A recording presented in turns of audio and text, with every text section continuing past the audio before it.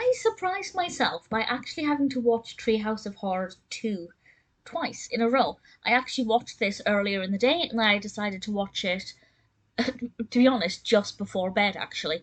And the reason for that is because I watched it and thought, that didn't really entertain me. But then when I tried to recall what had happened in it, I realised not a lot had stuck with me. And I think it's because I'd set the bar, or rather the original Treehouse of Horror from the previous season, had set the bar so high that I was expecting something basically perfect, and it hadn't lived up to my expectations, so I rewatched it, and I enjoyed it more the second time in the same day. I retained it, thankfully, this time. But I still don't think it quite lives up to the first Treehouse of Horror. Maybe none of them do. I don't know. I've seen other ones. I don't think I've seen them all. But certainly Treehouse of Horror 2 is very good. Just not quite as good as the first one.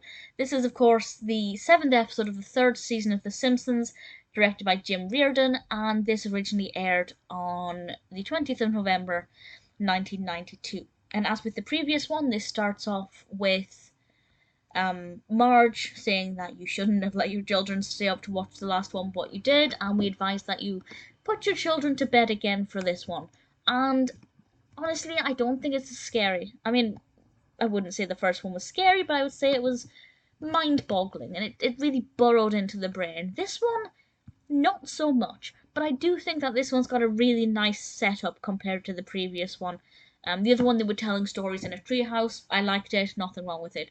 But this one, they'd been trick-or-treating, and they all ate a lot of candy. Well, Homer, Lisa, Bart, and Maggie ate a lot of candy.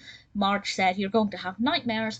And then we experience these horror stories through the perception of their nightmares. And I like that as a setup. I think it worked really well. The narrative structure for this is very nice and very, very effective. And we get these different narratives that I don't want to go into too much detail about, because obviously I don't want to spoil anything. But I will talk very briefly. Lisa's nightmare is actually about Homer buying a monkey's paw that has been cursed, and it grants 4 wishes, and the wishes that happen obviously are quite exciting. It's, you want to know what the wishes will be next and what's going to happen. The Simpsons have a record label or a record album at one point, very peculiar.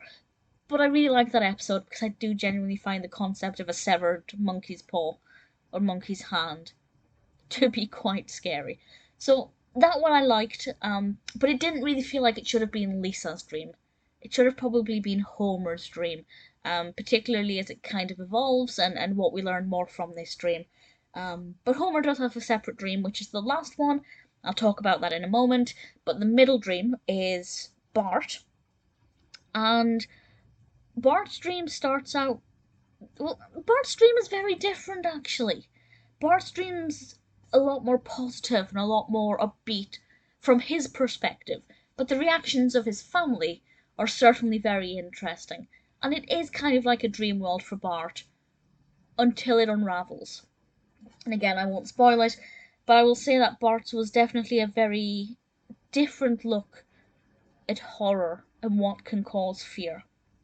And I think they did it very well because Bart's fear is not necessarily traditionally a scary thing, but they were able to tell a story that itself was quite scary to other people.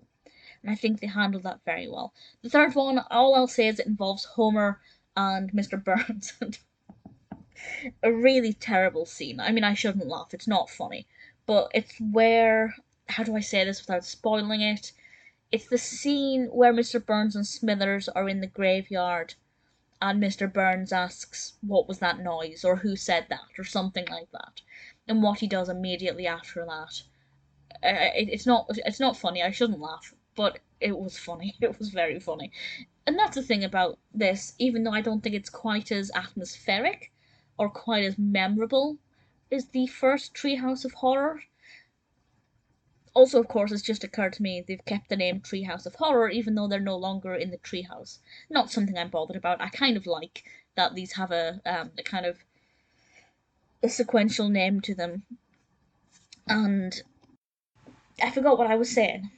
Yes, I like the fact that they are quite funny. They are very entertaining and very creative. I don't think they're as atmospheric as the first stories. I don't think they are as memorable. But the first one really raised that bar so ridiculously high. I can't imagine any of the other Treehouse of Horrors will live up to it.